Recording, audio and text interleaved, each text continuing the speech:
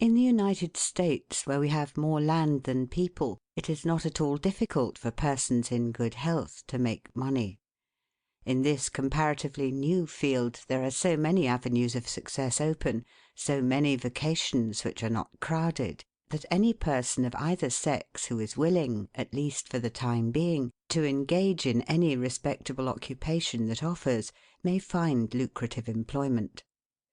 Those who really desire to attain an independence have only to set their minds upon it and adopt the proper means, as they do in regard to any other object which they wish to accomplish, and the thing is easily done. But however easy it may be found to make money, I have no doubt many of my hearers will agree it is the most difficult thing in the world to keep it. The road to wealth is, as Dr. Franklin truly says, as plain as the road to the mill. It consists simply in expending less than we earn. That seems to be a very simple problem.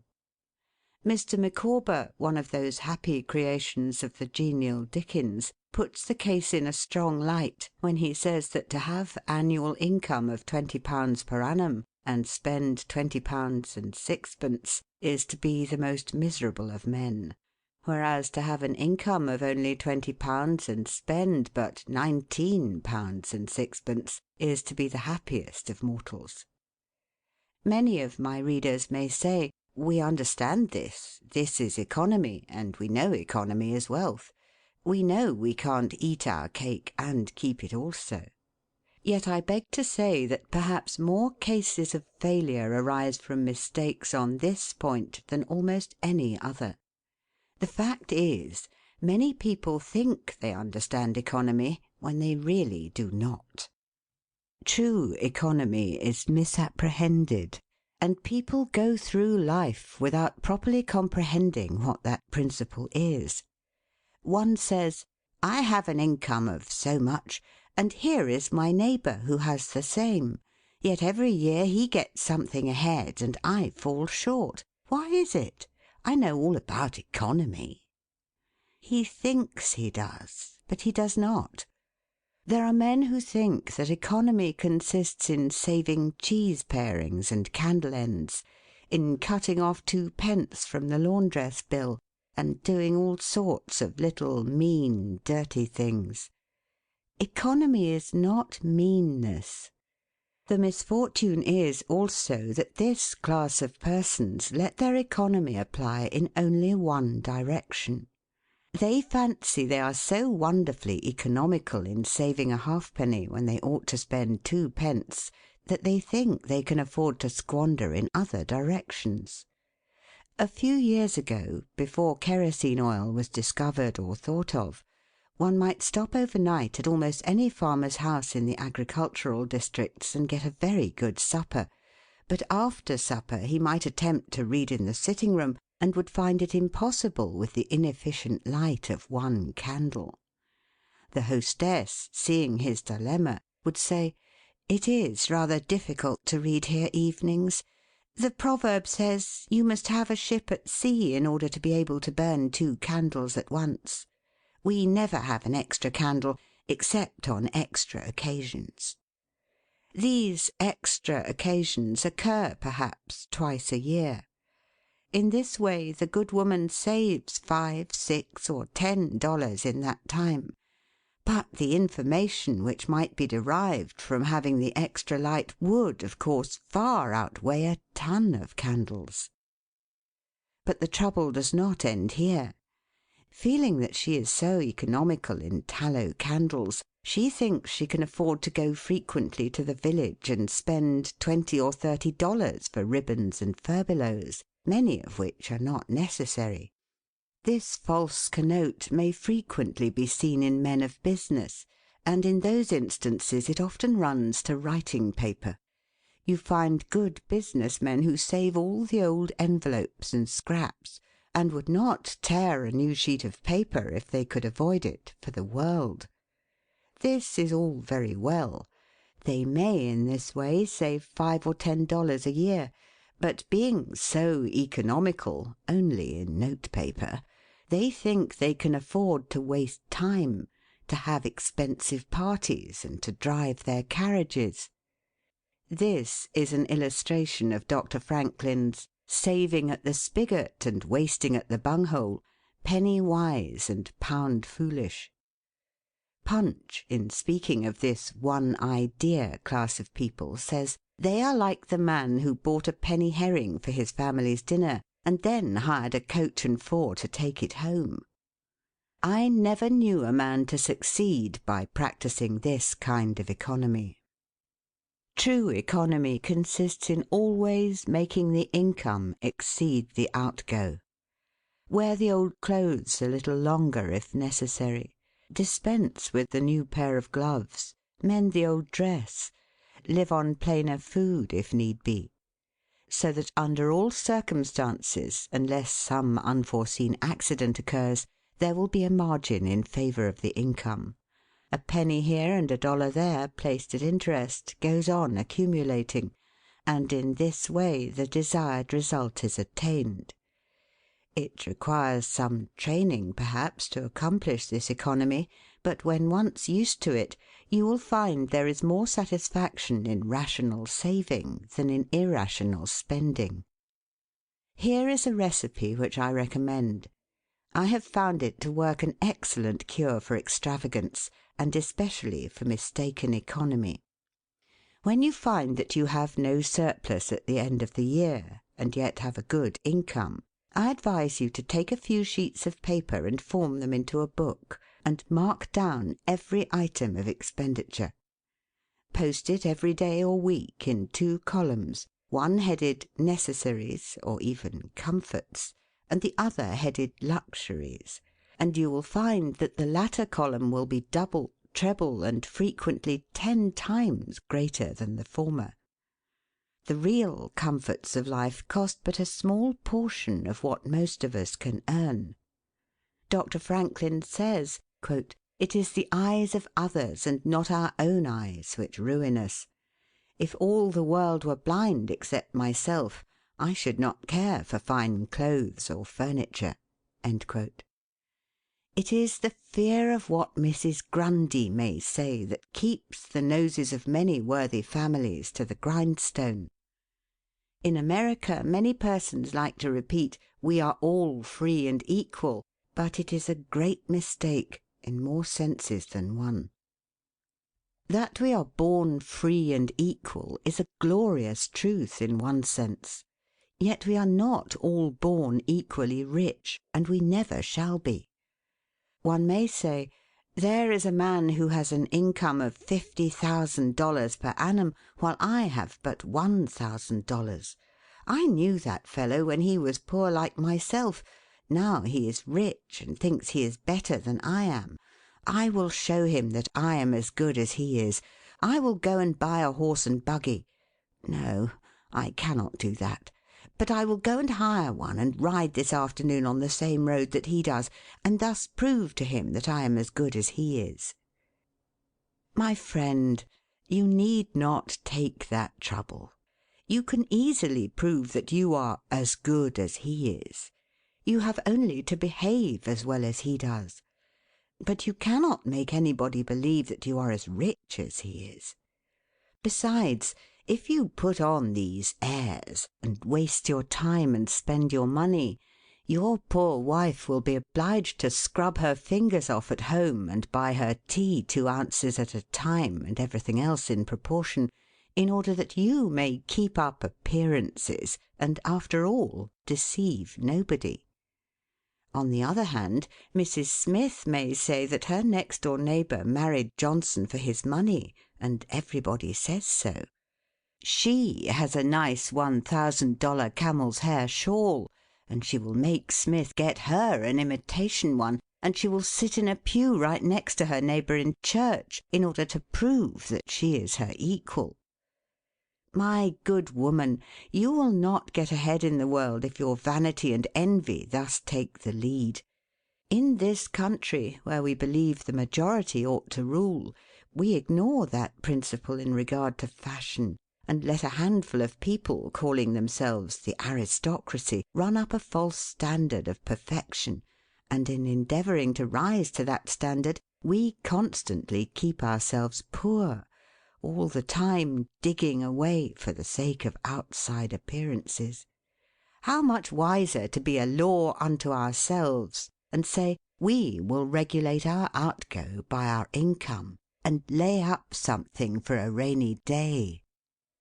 People ought to be as sensible on the subject of money getting as on any other subject. Like causes produces like effects. You cannot accumulate a fortune by taking the road that leads to poverty. It needs no prophet to tell us that those who live fully up to their means, without any thought of a reverse in this life, can never attain a pecuniary independence. Men and women accustomed to gratify every whim and caprice will find it hard at first to cut down their various unnecessary expenses, and will feel it a great self-denial to live in a smaller house than they have been accustomed to, with less expensive furniture, less company, less costly clothing, fewer servants, a less number of balls, parties, theatre-goings, carriage-ridings, pleasure excursions, cigar-smokings, liquor-drinkings, and other extravagances.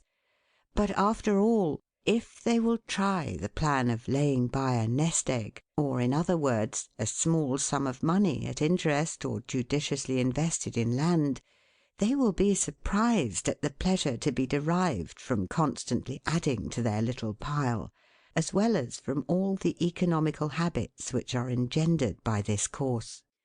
The old suit of clothes and the old bonnet and dress will answer for another season. The Croton or spring water taste better than champagne. A cold bath and a brisk walk will prove more exhilarating than a ride in the finest coach.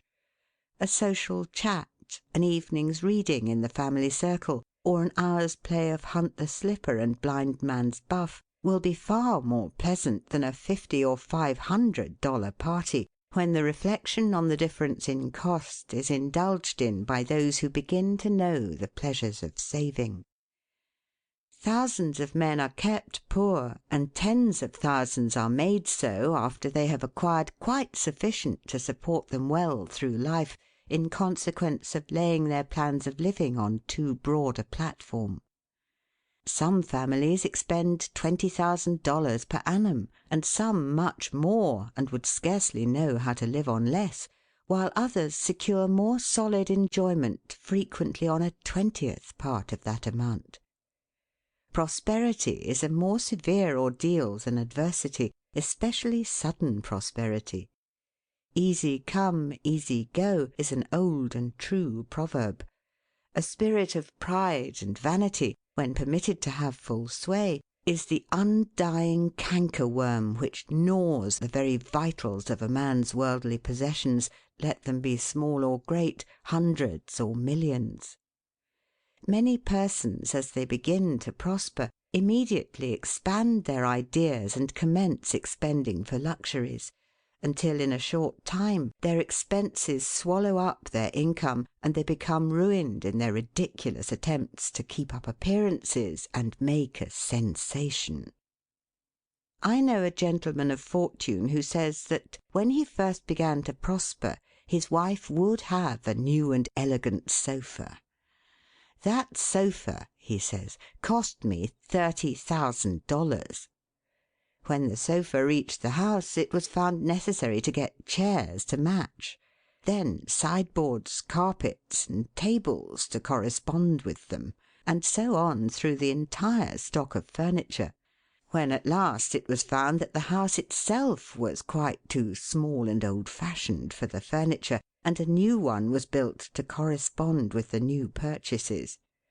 Thus," added my friend, "summing up an outlay of $30,000 caused by that single sofa, and saddling on me in the shape of servants, equipage, and the necessary expenses attendant upon keeping up a fine establishment, a yearly outlay of $11,000, and a tight pinch at that.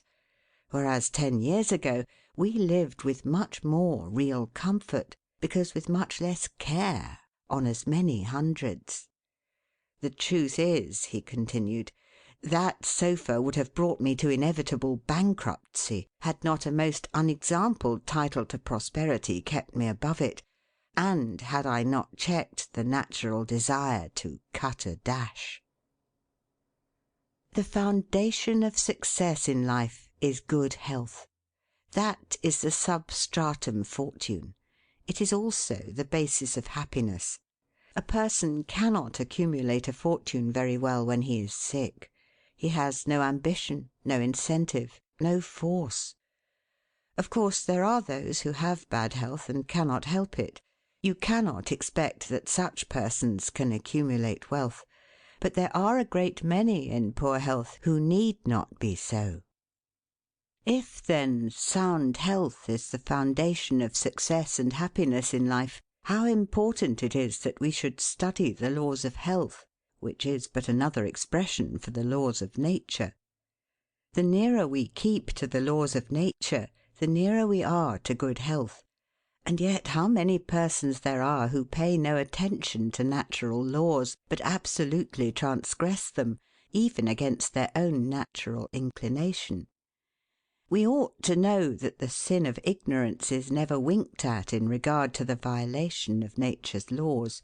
Their infraction always brings the penalty. A child may thrust its finger into the flames without knowing it will burn, and so suffers. Repentance, even, will not stop the smart. Many of our ancestors knew very little about the principle of ventilation. They did not know much about oxygen, whatever other gin they might have been acquainted with, and consequently they built their houses with little 7 by 9 feet bedrooms, and these good old pious Puritans would lock themselves up in one of these cells, say their prayers, and go to bed. In the morning they would devoutly return thanks for the preservation of their lives during the night, and nobody had better reason to be thankful. Probably some big crack in the window or in the door let in a little fresh air and thus saved them. Many persons knowingly violate the laws of nature against their better impulses for the sake of fashion. For instance, there is one thing that nothing living except a vile worm ever naturally loved, and that is tobacco. Yet how many persons there are who deliberately train an unnatural appetite, and overcome this implanted aversion for tobacco to such a degree that they get to love it. They have got hold of a poisonous, filthy weed, or rather that takes a firm hold of them. Here are married men who run about spitting tobacco juice on the carpet and floors, and sometimes even upon their wives besides. They do not kick their wives out of doors like drunken men, but their wives, I have no doubt, often wish they were outside of the house. Another perilous feature is that this artificial appetite, like jealousy, grows by what it feeds on. When you love that which is unnatural, a stronger appetite is created for the hurtful thing than the natural desire for what is harmless. There is an old proverb which says that habit is second nature. But an artificial habit is stronger than nature. Take, for instance, an old tobacco chewer. His love for the quid is stronger than his love for any particular kind of food. He can give up roast beef easier than give up the weed. Young lads regret that they are not men. They would like to go to bed boys and wake up men. And to accomplish this they copy the bad habits of their seniors. Little Tommy and Johnny see their fathers or uncles smoke a pipe, and they say, "If I could only do that, I would be a man too. Uncle John has gone out and left his pipe of tobacco. Let us try it." They take a match and light it, and then puff away. "We will learn to smoke. Do you like it, Johnny?" That lad dolefully replies, "Not very much. It tastes bitter." By and by he grows pale, but he persists, and he soon offers up a sacrifice on the altar of fashion. But the boys stick to it and persevere until at last they conquer their natural appetites and become the victims of acquired tastes. I speak by the book, for I have noticed its effects on myself, having gone so far as to smoke 10 or 15 cigars a day, although I have not used the weed during the last 14 years, and never shall again. The more a man smokes, the more he craves smoking. The last cigar smoked simply excites the desire for another, and so on incessantly. Take the tobacco chewer. In the morning, when he gets up, he puts a quid in his mouth and keeps it there all day, never taking it out except to exchange it for a fresh one, or when he is going to eat. Oh yes, at intervals during the day and evening, many a chewer takes out the quid and holds it in his hand long enough to take a drink, and then pop it goes back again. This simply proves that the appetite for rum is even stronger than that for tobacco. When the tobacco chewer goes to your country seat and you show him your grapery and fruit house and the beauties of your garden, when you offer him some fresh ripe fruit and say, "My friend, I have got here the most delicious apples and pears and peaches and apricots. I have imported them from Spain, France, and Italy. Just see those luscious grapes. There is nothing more delicious nor more healthy than ripe fruit. So help yourself. I want to see you delight yourself with these things."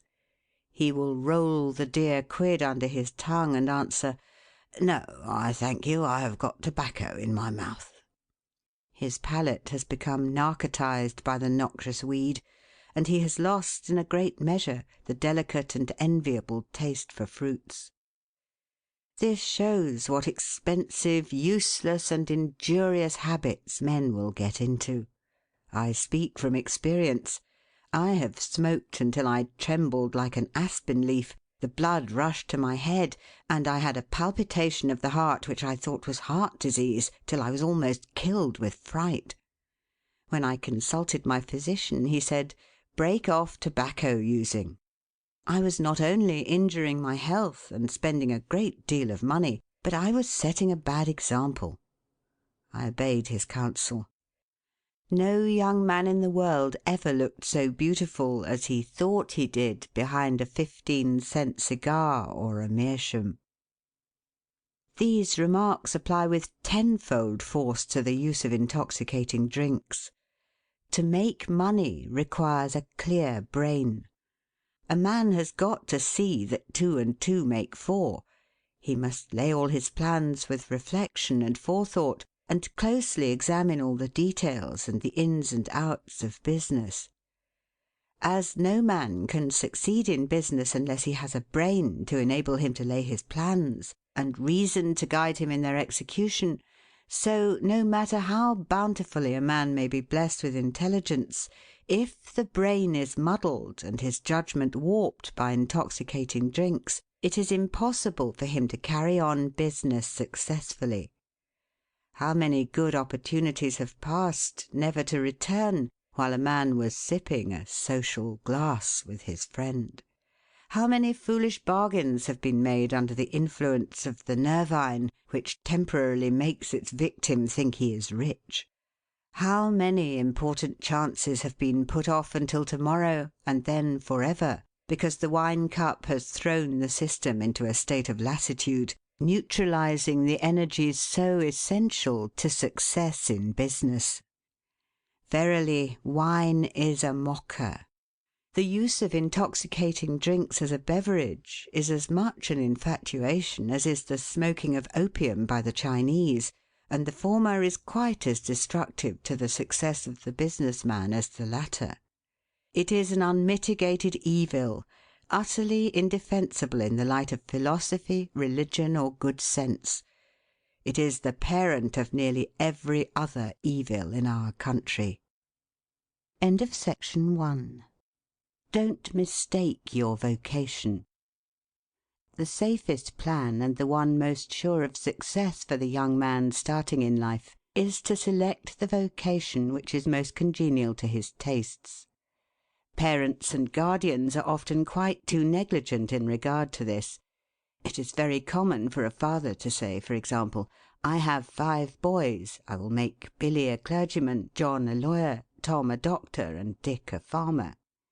He then goes into town and looks about to see what he will do with Sammy. He returns home and says, "Sammy, I see watchmaking is a nice genteel business. I think I will make you a goldsmith." He does this regardless of Sam's natural inclinations or genius. We are all, no doubt, born for a wise purpose. There is as much diversity in our brains as in our countenances. Some are born natural mechanics, while some have great aversion to machinery. Let a dozen boys of 10 years get together, and you will soon observe 2 or 3 are whittling out some ingenious device, working with locks or complicated machinery. When they were but 5 years old, their father could find no toy to please them like a puzzle. They are natural mechanics. But the other 8 or 9 boys have different aptitudes. I belong to the latter class. I never had the slightest love for mechanism. On the contrary, I have a sort of abhorrence for complicated machinery. I never had ingenuity enough to whittle a cider tap so it would not leak. I never could make a pen that I could write with, or understand the principle of a steam engine. If a man was to take such a boy as I was and attempt to make a watchmaker of him, the boy might, after an apprenticeship of 5 or 7 years, be able to take apart and put together a watch. But all through life he would be working uphill and seizing every excuse for leaving his work and idling away his time. Watchmaking is repulsive to him. Unless a man enters upon the vocation intended for him by nature and best suited to his peculiar genius, he cannot succeed. I am glad to believe that the majority of persons do find their right vocation. Yet we see many who have mistaken their calling, from the blacksmith up or down to the clergyman. You will see, for instance, that extraordinary linguist, the learned blacksmith, who ought to have been a teacher of languages, and you may have seen lawyers, doctors, and clergymen who were better fitted by nature for the anvil or the lapstone. Select the right location. After securing the right vocation, you must be careful to select the proper location. You may have been cut out for a hotel keeper, and they say it requires a genius to know how to keep a hotel. You might conduct a hotel like clockwork, and provide satisfactorily for 500 guests every day. Yet if you should locate your house in a small village, where there is no railroad communication or public travel, the location would be your ruin. It is equally important that you do not commence business where there are already enough to meet all demands in the same occupation. I remember a case which illustrates this subject. When I was in London in 1858, I was passing down Holborn with an English friend, and came to the penny shows. They had immense cartoons outside, portraying the wonderful curiosities to be seen, all for a penny. Being a little in the show line myself, I said, "Let us go in here." We soon found ourselves in the presence of the illustrious showman, and he proved to be the sharpest man in that line I had ever met. He told us some extraordinary stories in reference to his bearded ladies, his albinos, and his armadillos, which we could hardly believe, but thought it better to believe it than look after the proof. He finally begged to call our attention to some wax statuary, and showed us a lot of the dirtiest and filthiest wax figures imaginable. They looked as if they had not seen water since the deluge. "What is there so wonderful about your statuary?" I asked. "I beg you not to speak so satirically," he replied. "Sir, these are not Madame Tussaud's wax figures, all covered with gilt and tinsel and imitation diamonds, and copied from engravings and photographs. Mine, sir, were taken from life. Whenever you look upon one of those figures, you may consider that you are looking upon the living individual." Glancing casually at them, I saw one labelled Henry VIII, and feeling a little curious upon seeing that it looked like Calvin Edson, the living skeleton, I said, "Do you call that Henry VIII.?" He replied, "Certainly, sir. It was taken from life at Hampton Court by special order of His Majesty on such a day." He would have given the hour of the day if I had insisted. I said, "Everybody knows that Henry VIII. Was a great stout old king, and that figure is lean and lank. What do you say to that?" "Why," he replied, "you would be lean and lank yourself if you sat there as long as he has." There was no resisting such arguments. I said to my English friend, "Let us go out. Do not tell him who I am. I show the white feather. He beats me."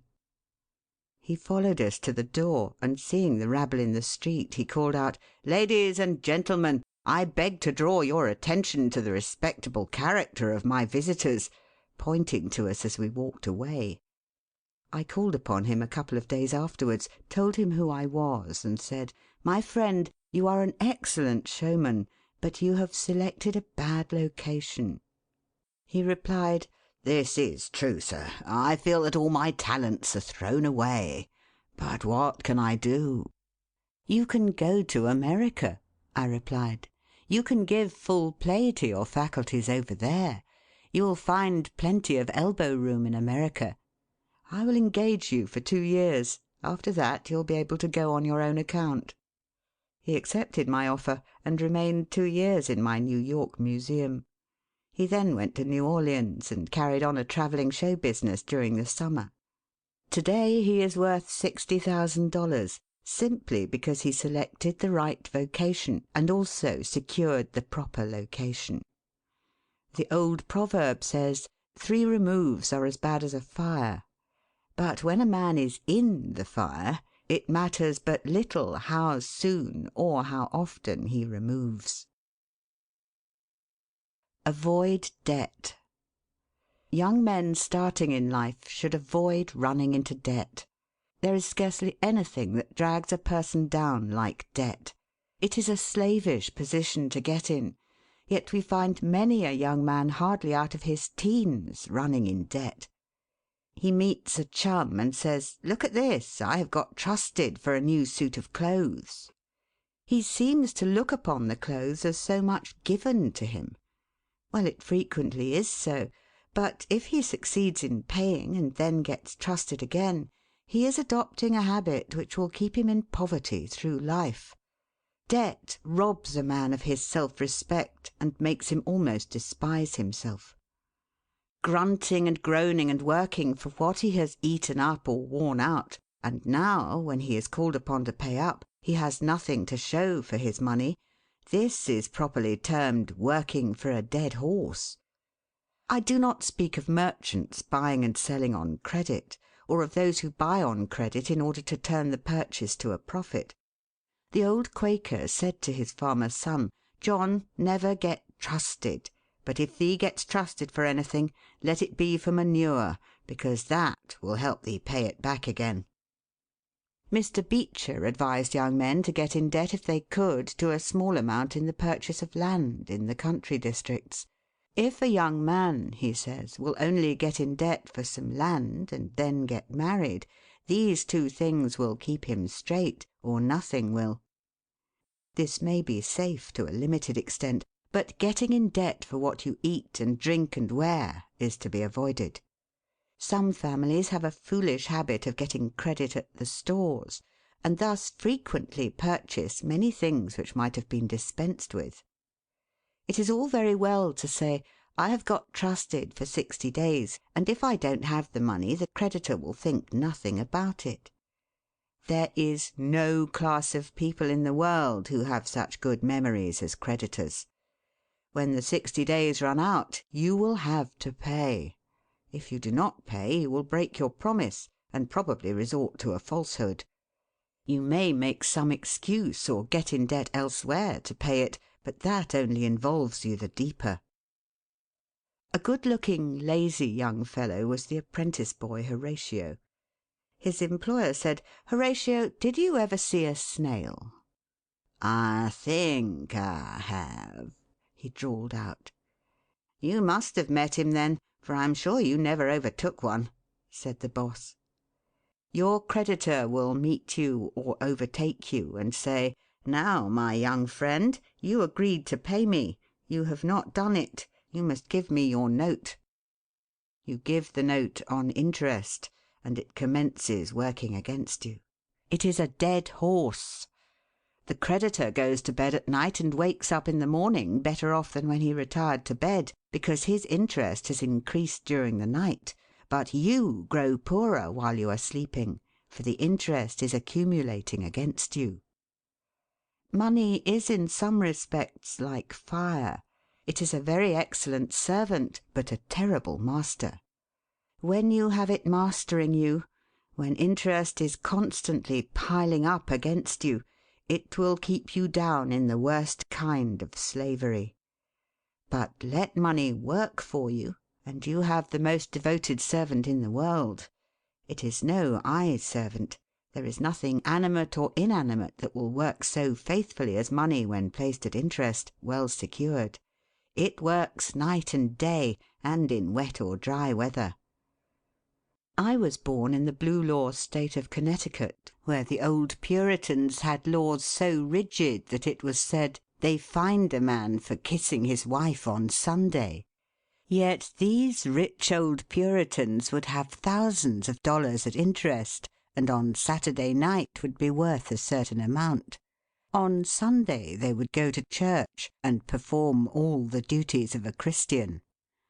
On waking up on Monday morning, they would find themselves considerably richer than the Saturday night previous, simply because their money placed at interest had worked faithfully for them all day Sunday, according to law. Do not let it work against you. If you do, there is no chance for success in life so far as money is concerned. John Randolph, the eccentric Virginian, once exclaimed in Congress, "Mr. Speaker, I have discovered the philosopher's stone. Pay as you go." This is indeed nearer to the philosopher's stone than any alchemist has ever yet arrived. Persevere. When a man is in the right path, he must persevere. I speak of this because there are some persons who are born tired, naturally lazy and possessing no self-reliance and no perseverance. But they can cultivate these qualities, as Davy Crockett said, "This thing remember when I am dead, be sure you are right, then go ahead." It is this go-aheaditiveness, this determination not to let the horrors or the blues take possession of you so as to make you relax your energies in the struggle for independence, which you must cultivate. How many have almost reached the goal of their ambition, but, losing faith in themselves, have relaxed their energies, and the golden prize has been lost for ever. It is, no doubt, often true, as Shakespeare says, "There is a tide in the affairs of men, which, taken at the flood, leads on to fortune." If you hesitate, some bolder hand will stretch out before you and get the prize. Remember the proverb of Solomon, "He becometh poor that dealeth with a slack hand, but the hand of the diligent maketh rich." Perseverance is sometimes but another word for self-reliance. Many persons naturally look on the dark side of life and borrow trouble. They are born so. Then they ask for advice, and they will be governed by one wind and blown by another, and cannot rely upon themselves. Until you can get so that you can rely upon yourself, you need not expect to succeed. I have known men personally who have met with pecuniary reverses and absolutely committed suicide because they thought they could never overcome their misfortune.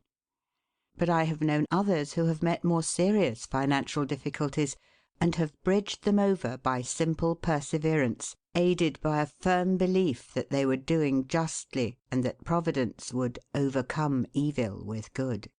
You will see this illustrated in any sphere of life. Take two generals, both understand military tactics, both educated at West Point, if you please, both equally gifted. Yet one having this principle of perseverance, and the other lacking it, the former will succeed in his profession, while the latter will fail. One may hear the cry, "The enemy are coming, and they have got cannon." "Got cannon?" says the hesitating general. "Yes." "Then halt every man." He wants time to reflect. His hesitation is his ruin. The enemy passes unmolested, or overwhelms him; while on the other hand the general of pluck, perseverance, and self-reliance goes into battle with a will, and amid the clash of arms, the booming of cannon, the shrieks of the wounded, and the moans of the dying, you will see this man persevering, going on, cutting and slashing his way through with unwavering determination, inspiring his soldiers to deeds of fortitude, valour, and triumph. Whatever you do, do it with all your might. Work at it, if necessary, early and late, in season and out of season, not leaving a stone unturned, and never deferring for a single hour that which can be done just as well now. The old proverb is full of truth and meaning. Whatever is worth doing at all is worth doing well. Many a man acquires a fortune by doing his business thoroughly, while his neighbour remains poor for life because he only half does it. Ambition, energy, industry, perseverance are indispensable requisites for success in business. Fortune always favours the brave, and never helps a man who does not help himself. It won't do to spend your time like Mr. Micawber in waiting for something to turn up. To such men one of two things usually turns up: the poorhouse or the jail. For idleness breeds bad habits, and clothes a man in rags. The poor spendthrift vagabond said to a rich man, "I have discovered there is money enough in the world for all of us, if it was equally divided. This must be done, and we shall all be happy together." "But," was the response, "if everybody was like you, it would be spent in 2 months, and what would you do then?" "Oh, divide again. Keep dividing, of course." I was recently reading in a London paper an account of a like philosophic pauper who was kicked out of a cheap boarding house because he could not pay his bill, but he had a roll of papers sticking out of his coat pocket which, upon examination, proved to be his plan for paying off the national debt of England without the aid of a penny. People have got to do as Cromwell said: not only trust in Providence, but keep the powder dry. Do your part of the work, or you cannot succeed. Mahomet one night, while encamping in the desert, overheard one of his fatigued followers remark, "I will loose my camel and trust it to God." "No, no, not so," said the Prophet. "Tie thy camel and trust it to God." Do all you can for yourselves, and then trust to Providence or luck, or whatever you please to call it, for the rest. Depend upon your own personal exertions. The eye of the employer is often worth more than the hands of a dozen employees. In the nature of things, an agent cannot be so faithful to his employer as to himself.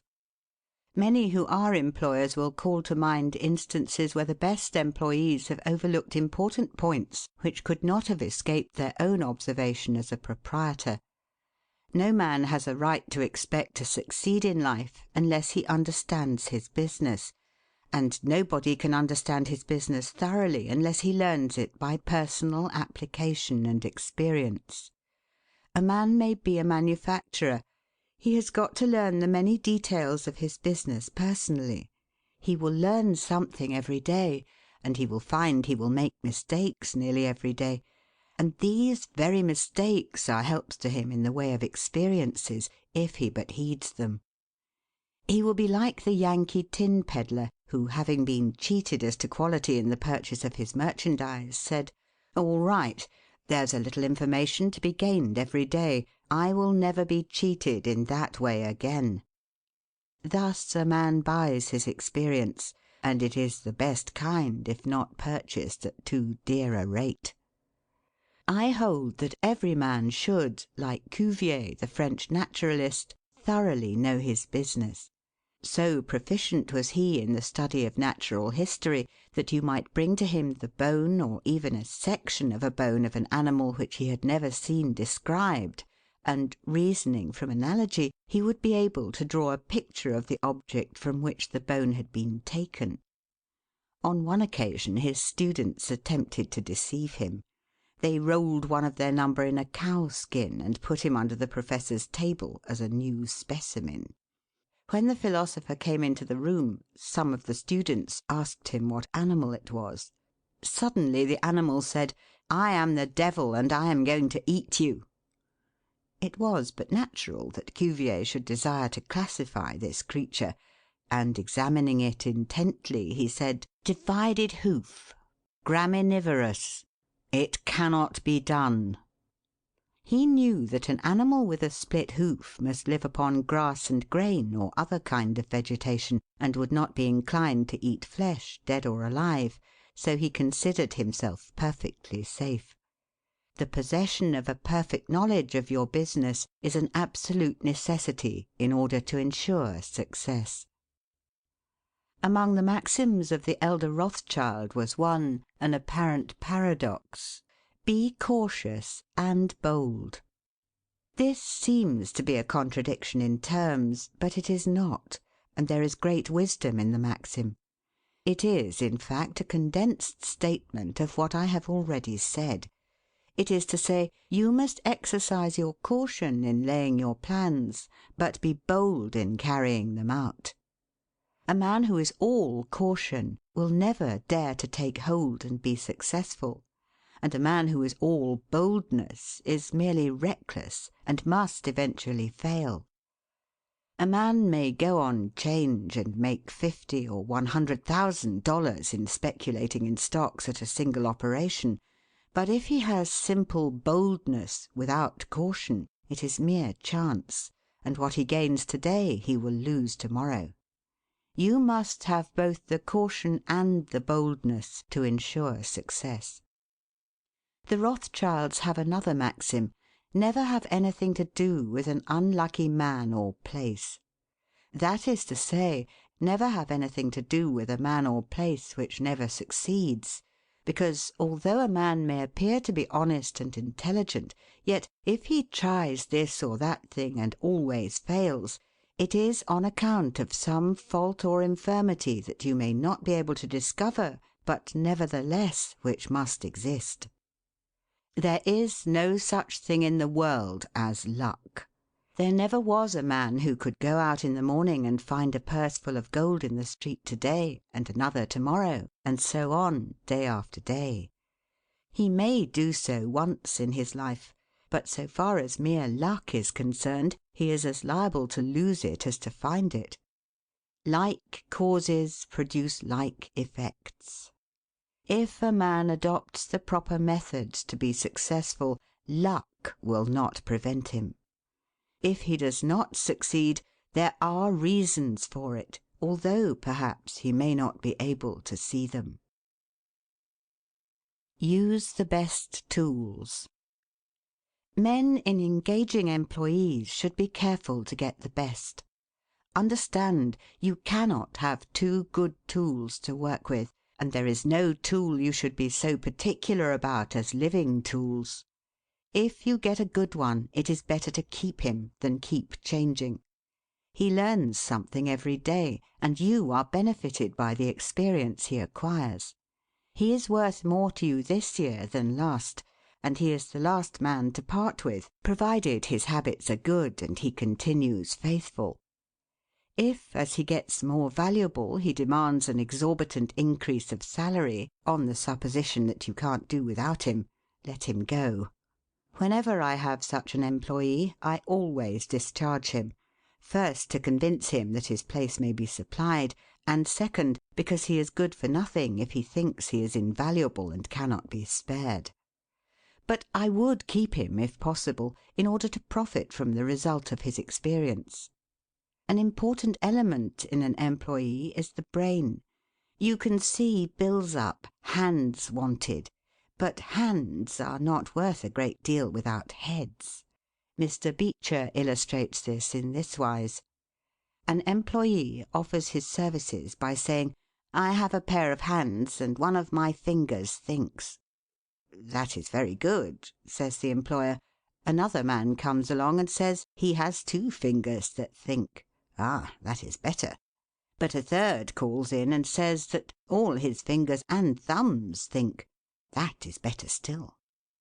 Finally, another steps in and says, "I have a brain that thinks. I think all over. I am a thinking as well as a working man." "You are the man I want," says the delighted employer. Those men who have brains and experience are therefore the most valuable, and not to be readily parted with. It is better for them as well as yourself to keep them at reasonable advances in their salaries from time to time. Don't get above your business. Young men, after they get through their business training or apprenticeship, instead of pursuing their avocation and rising in their business, will often lie about doing nothing. They say, "I have learned my business, but I am not going to be a hireling. What is the object of learning my trade or profession unless I establish myself?" Have you capital to start with? No, but I am going to have it. How are you going to get it? I will tell you confidentially. I have a wealthy old aunt, and she will die pretty soon, but if she does not, I expect to find some rich old man who will lend me a few thousands to give me a start. If I only get the money to start with, I will do well. There is no greater mistake than when a young man believes he will succeed with borrowed money. Why? Because every man's experience coincides with that of Mr. Astor, who said it was more difficult for him to accumulate his first $1,000 than all the succeeding millions that made up his colossal fortune. Money is good for nothing unless you know the value of it by experience. Give a boy $20,000 and put him in business, and the chances are that he will lose every dollar of it before he is a year older. Like buying a ticket in the lottery and drawing a prize, it is easy come, easy go. He does not know the value of it. Nothing is worth anything unless it costs effort. Without self-denial and economy, patience and perseverance, and commencing with capital which you have not earned, you are not sure to succeed in accumulating. Young men, instead of waiting for dead men's shoes, should be up and doing, for there is no class of persons who are so unaccommodating in regard to dying as these rich old people, and it is fortunate for the expectant heirs that it is so. 9 out of 10 of the rich men of our country to-day started out in life as poor boys, with determined wills, industry, perseverance, economy, and good habits. They went on gradually, made their own money, and saved it, and this is the best way to acquire a fortune. Stephen Girard started life as a poor cabin boy and died worth $9 million. A.T. Stewart was a poor Irish boy. Now he pays taxes on $1.5 million of income per year. John Jacob Astor was a poor farmer boy and died worth 20 millions. Cornelius Vanderbilt began life rowing a boat from Staten Island to New York. Now he presents our government with a steamship worth $1 million, and he is worth 50 millions. There is no royal road to learning, says the proverb, and I may say it is equally true, there is no royal road to wealth. But I think there is a royal road to both. The road to learning is a royal one. The road that enables the student to expand his intellect and add every day to his stock of knowledge, until, in the pleasant process of intellectual growth, he is able to solve the most profound problems, to count the stars, to analyze every atom of the globe, and to measure the firmament. This is a regal highway, and it is the only road worth travelling. So in regard to wealth. Go on in confidence, study the rules, and above all things, study human nature. For the proper study of mankind is man. And you will find that while expanding the intellect and the muscles, your enlarged experience will enable you every day to accumulate more and more principle, which will increase itself by interest and otherwise, until you arrive at a state of independence. You will find, as a general thing, that the poor boys get rich and the rich boys get poor. For instance, a rich man at his decease leaves a large estate to his family. His eldest sons, who have helped him earn his fortune, know by experience the value of money, and they take their inheritance and add to it.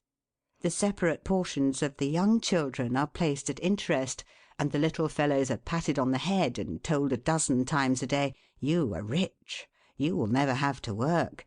You can always have whatever you wish, for you were born with a golden spoon in your mouth." The young heir soon finds out what that means. He has the finest dresses and playthings. He is crammed with sugar candies and almost killed with kindness, and he passes from school to school, petted and flattered. He becomes arrogant and self-conceited, abuses his teachers and carries everything with a high hand. He knows nothing of the real value of money, having never earned any, but he knows all about the golden spoon business. At college he invites his poor fellow students to his room, where he wines and dines them.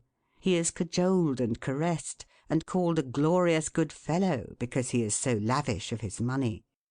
He gives his game suppers, drives his fast horses, invites his chums to fêtes and parties, determined to have lots of good times. He spends the night in frolics and debauchery, and leads off his companions with the familiar song, "We won't go home till morning." He gets them to join him in pulling down signs, taking gates from their hinges and throwing them into backyards and horse-ponds. If the police arrest them, he knocks them down, is taken to the lock-up, and joyfully foots the bills. "Ha, my boys," he cries, "what is the use of being rich if you can't enjoy yourself?" He might more truly say, if you can't make a fool of yourself. But he is fast, hates slow things, and don't see it. Young men loaded down with other people's money are almost sure to lose all they inherit, and they acquire all sorts of bad habits which in the majority of cases ruin them in health, purse, and character. In this country one generation follows another, and the poor of to-day are rich in the next generation, or the third.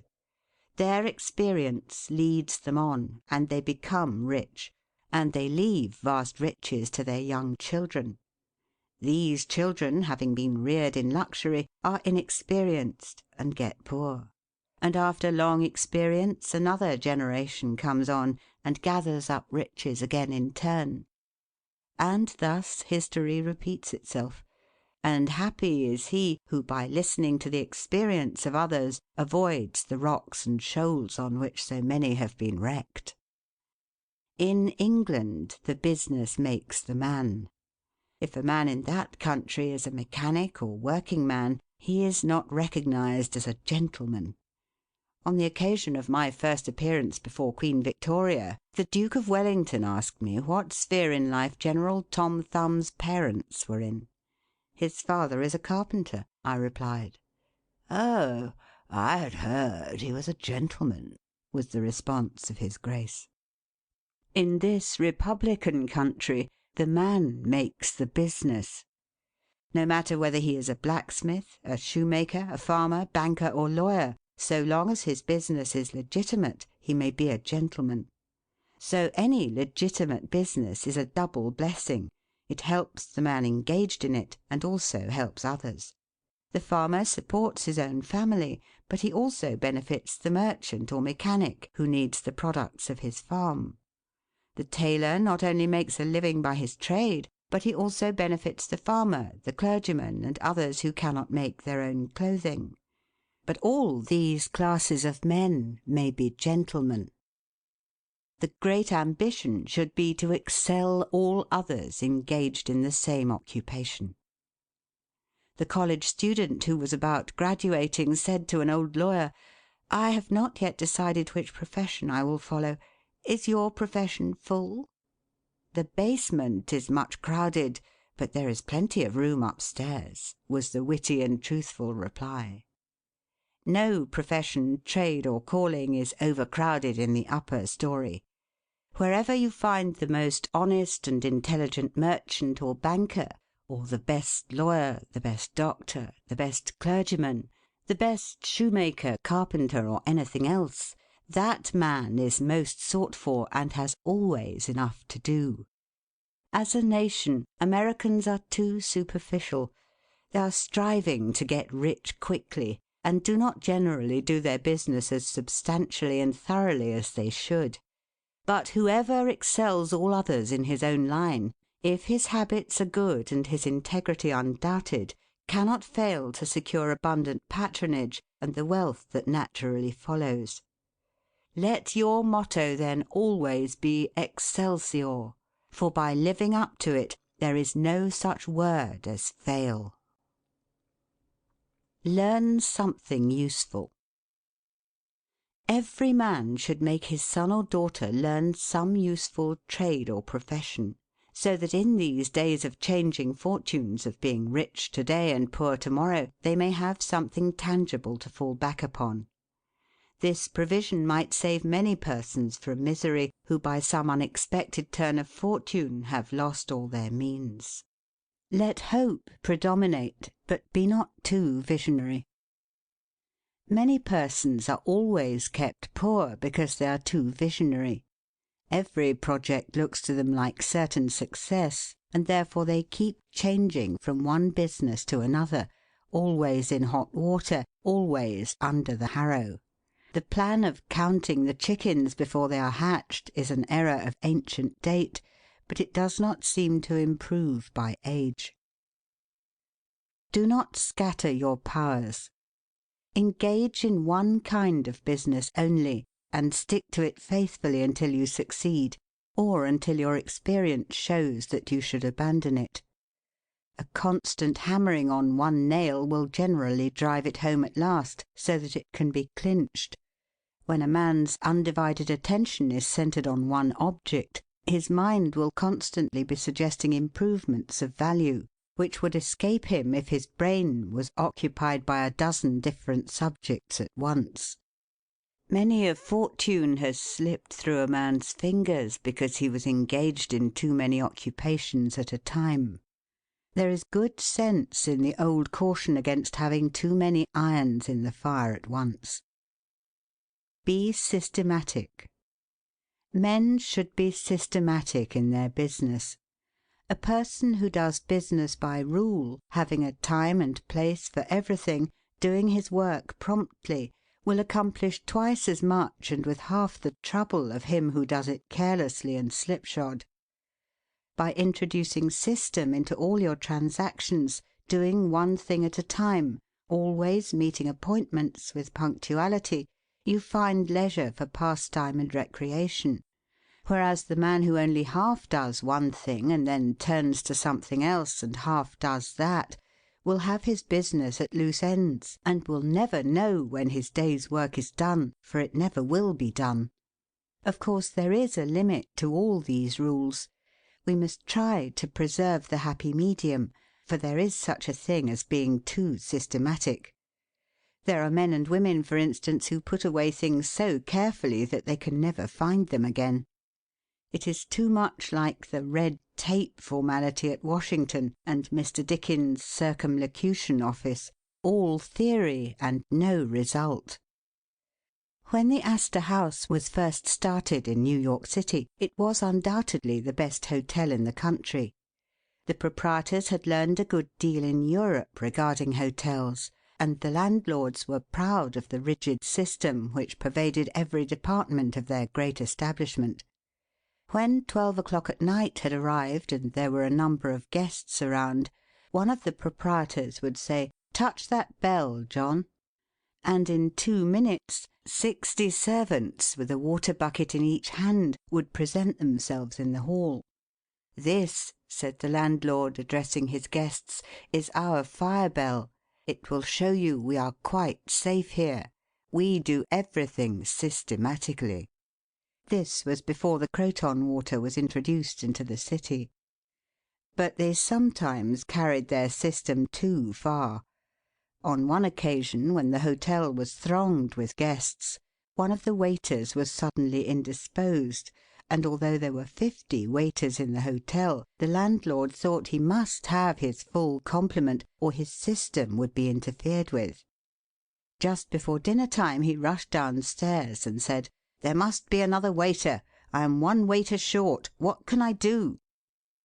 He happened to see Boots, the Irishman.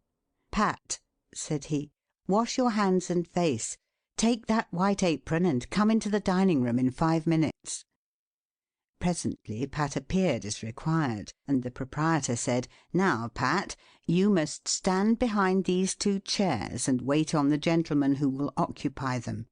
Did you ever act as a waiter?" "I know all about it, sure, but I never did it." Like the Irish pilot, on one occasion when the captain, thinking he was considerably out of his course, asked, "Are you certain you understand what you are doing?" Pat replied, "Sure, and I knows every rock in the channel." That moment, bang thumped the vessel against a rock. "Ah, bejabers, and that is one of 'em," continued the pilot. But to return to the dining room. "Pat," said the landlord, "here we do everything systematically. You must first give the gentlemen each a plate of soup, and when they've finished that, ask them what they will have next." Pat replied, "Ah, and I understand perfectly the virtues of system." Very soon in came the guests. The plates of soup were placed before them. One of Pat's 2 gentlemen ate his soup. The other did not care for it. He said, "Waiter, take this plate away and bring me some fish." Pat looked at the untasted plate of soup, and remembering the injunctions of the landlord in regard to system, replied, "Not till ye have ate your soup." Of course that was carrying system entirely too far. Read the newspapers.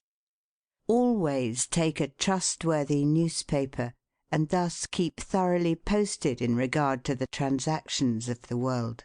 He who is without a newspaper is cut off from his species. In these days of telegraphs and steam, many important inventions and improvements in every branch of trade are being made, and he who don't consult the newspapers will soon find himself and his business left out in the cold. Beware of outside operations. We sometimes see men who have obtained fortunes suddenly become poor. In many cases this arises from intemperance, and often from gaming and other bad habits. Frequently it occurs because a man has been engaged in outside operations of some sort. When he gets rich in his legitimate business, he is told of a grand speculation where he can make a score of thousands. He is constantly flattered by his friends, who tell him that he is born lucky, that everything he touches turns into gold.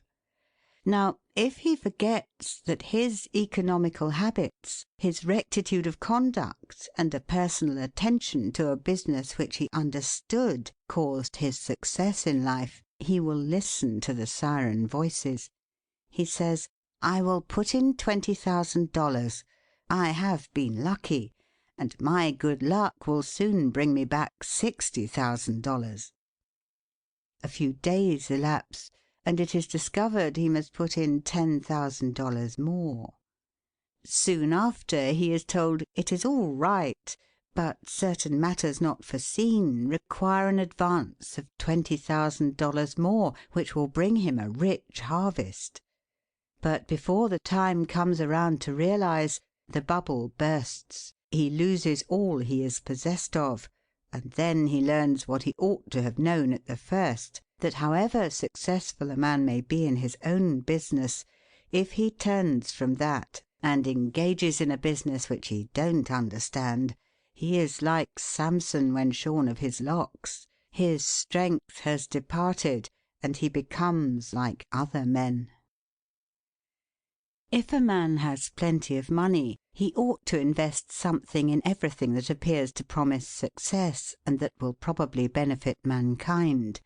But let the sums thus invested be moderate in amount, and never let a man foolishly jeopardize a fortune that he has earned in a legitimate way by investing it in things in which he has had no experience. Don't endorse without security.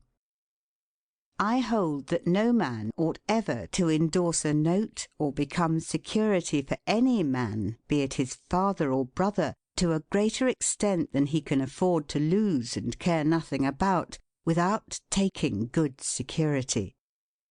Here is a man that is worth $20,000. He is doing a thriving manufacturing or mercantile trade. You are retired and living on your money.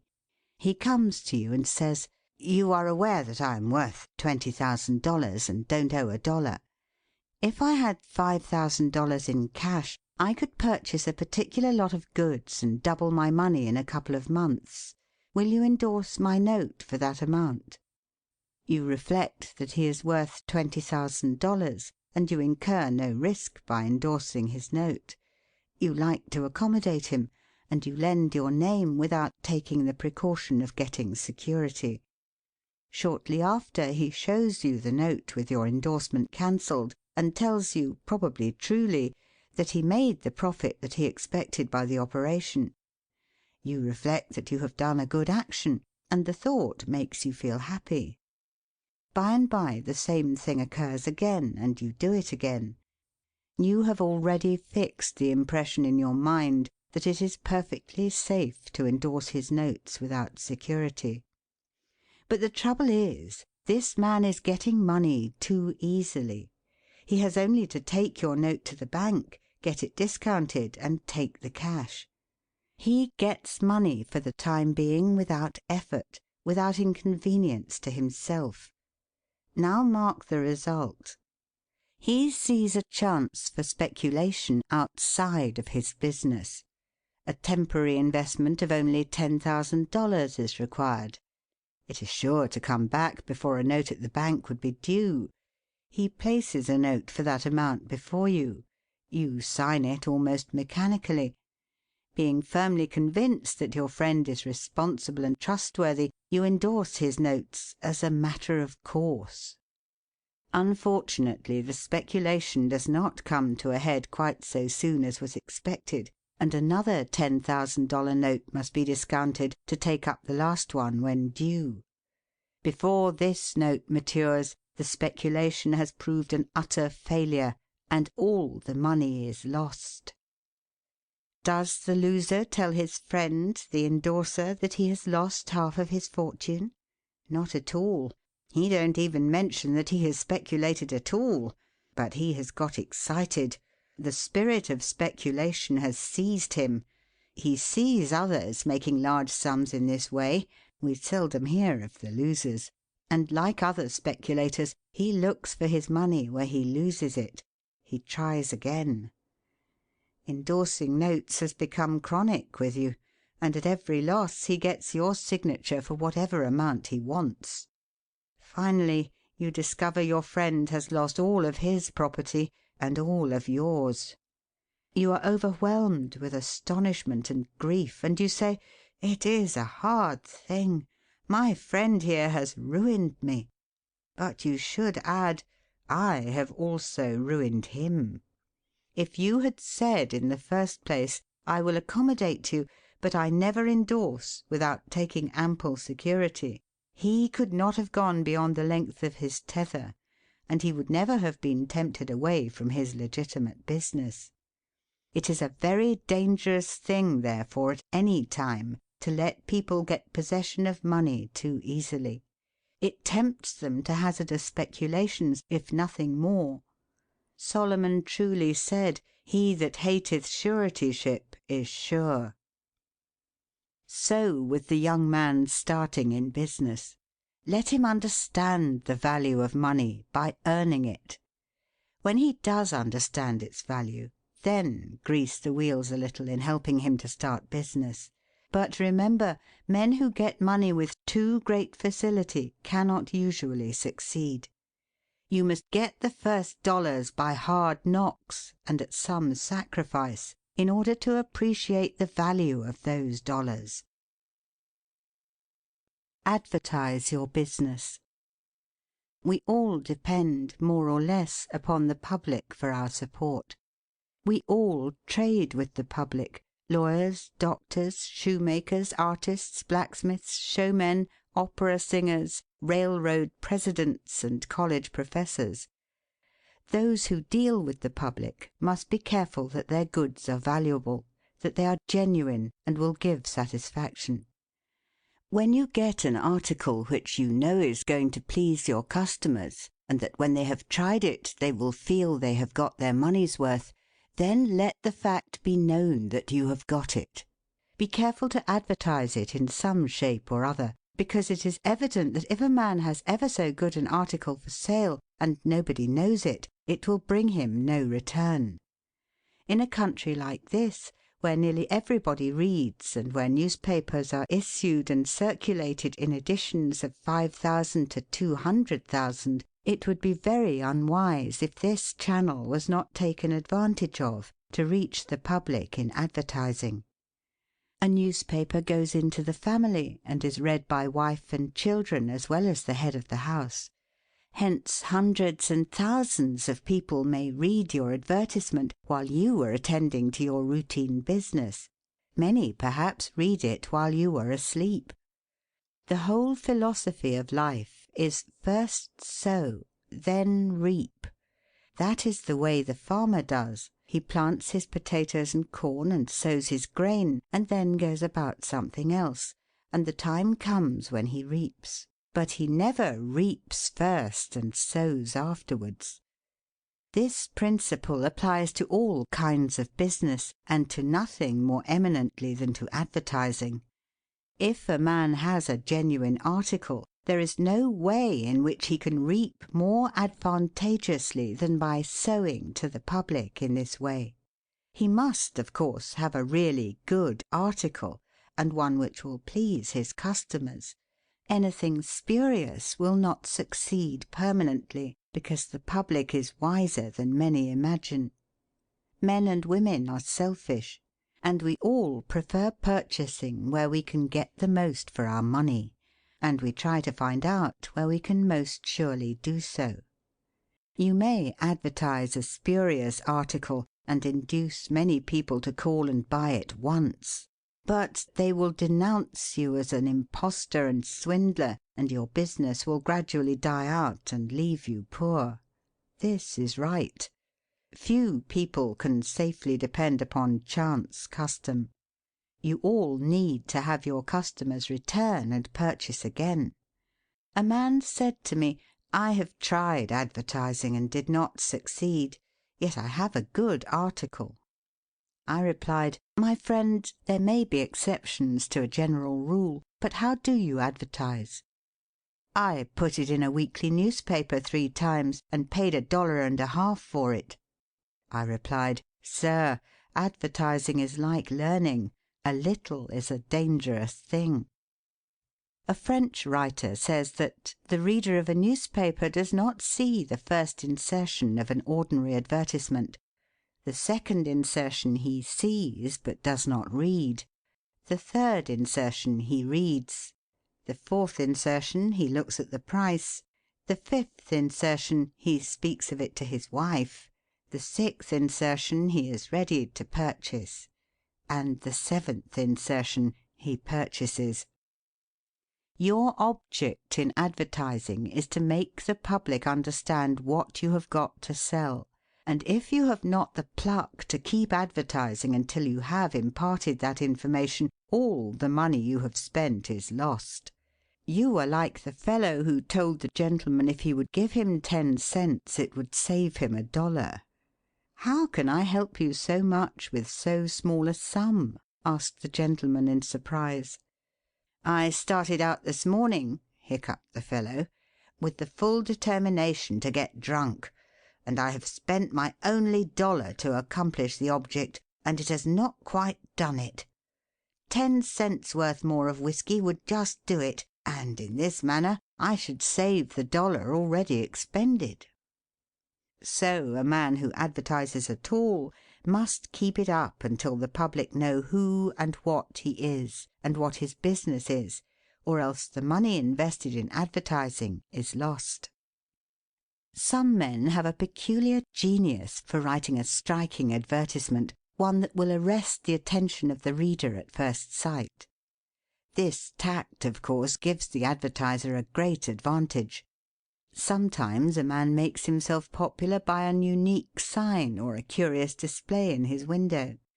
Recently I observed a swing sign extending over the sidewalk in front of a store, on which was the inscription in plain letters, "Don't read the other side." Of course I did, and so did everybody else. And I learned that the man had made an independence by first attracting the public to his business in that way, and then using his customers well afterwards. Genin the Hatter bought the first Jenny Lind ticket at auction for $225 because he knew it would be a good advertisement for him. "Who is the bidder?" said the auctioneer as he knocked down that ticket at Castle Garden. "Genin the Hatter," was the response. Here were thousands of people from the Fifth Avenue and from distant cities in the highest stations in life. "Who is Genin the Hatter?" they exclaimed. They had never heard of him before. The next morning the newspapers and telegraph had circulated the facts from Maine to Texas, and from 5 to 10 millions of people had read that the tickets sold at auction for Jenny Lind's first concert amounted to about $20,000, and that a single ticket was sold at $225 to Genin the Hatter. Men throughout the country involuntarily took off their hats to see if they had a Genin hat on their heads. At a town in Iowa it was found that in the crowd around the post office there was one man who had a Genin hat, and he showed it in triumph, although it was worn out and not worth 2 cents. "Why," one man exclaimed, "you have a real Genin hat. What a lucky fellow you are." Another man said, "Hang on to that hat. It will be a valuable heirloom in your family." Still another man in the crowd, who seemed to envy the possessor of this good fortune, said, "Come, give us all a chance. Put it up at auction."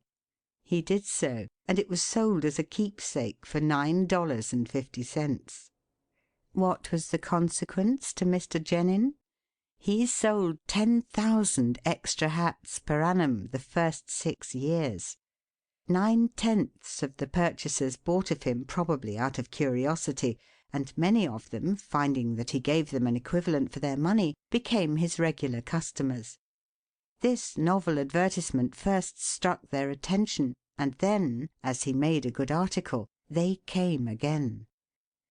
Now I don't say that everybody should advertise as Mr. Genin did, but I say if a man has got goods for sale and he don't advertise them in some way, the chances are that some day the sheriff will do it for him. Nor do I say that everybody must advertise in a newspaper, or indeed use printer's ink at all. On the contrary, although that article is indispensable in the majority of cases, yet doctors and clergymen and sometimes lawyers and some others can more effectually reach the public in some other manner. But it is obvious they must be known in some way, else how could they be supported? Be polite and kind to your customers. Politeness and civility are the best capital ever invested in business. Large stores, gilt signs, flaming advertisements will all prove unavailing if you or your employees treat your patrons abruptly. The truth is, the more kind and liberal a man is, the more generous will be the patronage bestowed upon him. Like begets like. The man who gives the greatest amount of goods of a corresponding quality for the least sum, still reserving to himself a profit, will generally succeed best in the long run. This brings us to the golden rule. As ye would that men should do to you, do ye also to them. And they will do better by you than if you always treated them as if you wanted to get the most you could out of them for the least return. Men who drive sharp bargains with their customers, acting as if they never expected to see them again, will not be mistaken. They never will see them again as customers. People don't like to pay and get kicked also. One of the ushers in my museum once told me he intended to whip a man who was in the lecture room as soon as he came out. "What for?" I inquired. "Because he said I was no gentleman," replied the usher. "Never mind," I replied. "He pays for that, and you will not convince him you are a gentleman by whipping him. I cannot afford to lose a customer. If you whip him, he will never visit the museum again, and he will induce friends to go with him to other places of amusement instead of this, and thus, you see, I should be a serious loser." "But he insulted me," muttered the usher. "Exactly," I replied. "And if he owned the museum, and you had paid him for the privilege of visiting it, and he had then insulted you, there might be some reason in your resenting it. But in this instance he is the man who pays, while we receive, and you must therefore put up with his bad manners." My usher laughingly remarked that this was undoubtedly the true policy, but he added that he should not object to an increase of salary if he was expected to be abused in order to promote my interests. Be charitable. Of course men should be charitable, because it is a duty and a pleasure. But even as a matter of policy, if you possess no higher incentive, you will find that the liberal man will command patronage, while the sordid, uncharitable miser will be avoided. Solomon says, "There is that scattereth and yet increaseth, and there is that withholdeth more than meet, but it tendeth to poverty." Of course, the only true charity is that which is from the heart. The best kind of charity is to help those who are willing to help themselves.